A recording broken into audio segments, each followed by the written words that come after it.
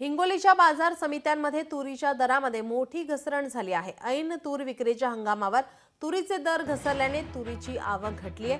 हिंगोली जिल्ह्यामध्ये यावर्षी मोठ्या प्रमाणात शेतकरी तूर पिकाची लागवड केलेली आहे। नवीन तूर बाजारात विक्रीला येताच तुरीला 6 ते 7 हजार रुपये प्रति क्विंटल भाव मिळत असल्याने यात तुरीचा लागवड खर्च निघत नसल्याने शेतकरी आता मोठ्या संकटात सापडलाय।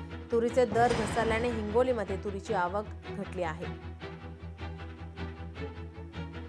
याचाच आढावा घेतला आमचे हिंगोलीचे प्रतिनिधी गजानन वाणी यांनी। पाहूयात। हिंगोली जिल्ह्यामध्ये यावर्षी सगळ्यात मोठ्या प्रमाणात शेतकऱ्यांनी तूर पिकाची लागवड केली, मात्र आता बाजारामध्ये तुरीला भाव नसल्याने आता तुरीची आवक घटलेली बघू शकता। मी हिंगोलीच्या तुरीच्या मोंड्यामध्ये आहे, बघू शकता काही नवीन तूर जे आहेत ते सध्या आता मोंड्यामध्ये यायला सुरुवात झालेली आहे। एका महिन्यापूर्वी या तुरीचे दर आपण जर बघितले तर 10 ते 11 हजार रुपये होते, मात्र महिन्यानंतर जे आता तुरीचे भाव जे आहेत ते चांगलेच घटलेले आहेत। तूर उत्पादक शेतकरी आहेत या ठिकाणी मोंड्यामध्ये आलेले आहेत, आपण त्यांच्याकडून जाणून घ्या। तर मला सांगा, आपण सध्या मोंड्यामध्ये आलात, तुरीचे दर कसे आहेत आणि काय सांगाल? शासनानं भरपूर अशी आयात तुरीची केलेली आहे। मग भरपूर आयात जर करायची होती तर आमच्या तुरी विकल्यानंतर करायची असते। एखादा महिना हे सीझन जाऊ द्यायचा असता तुरीचा आणि मग पाहायचं असतं किती कमी पडते आपणाला, त्यावर अवलंबून तुम्ही आयात करायला पाहिजे। ते आधी आपले घ्या आणि नंतर आयात करा।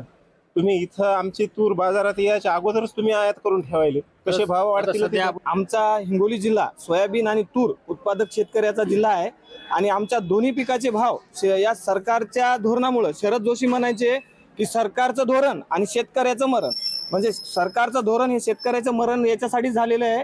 तुरीचे भाव आज जे कमी झालेत, आज 10-11 हजारची तूर विकत होती, ती तूर आज 6 हजारावर येऊन टेपलेली आहे। हे सरकारच्या फक्त म्हणजे या चुकीच्या धोरणामुळे येऊन टेपलेली। तुरील नाही, सोयाबीन नाही, कोणतं काय नाही, कहाणं कशानं काय करायचं आपण? कोणता दवाखाना आहे, कोणते लग्न कार्य हे कशानं करायचे? लय शेतकरी अडचणीत आहे। आपण जर बघितलं की या ठिकाणी शेतकऱ्यांनी आता तुरीला हमीभाव देण्याची मागणी या ठिकाणी करण्यात आलेली आहे। कॅमेरामन राजेश सोबत गजानन वाणी, लोकशाही मराठी, हिंगोली। लोकशाही मराठी, ऐका, पहा, जागरूक रहा।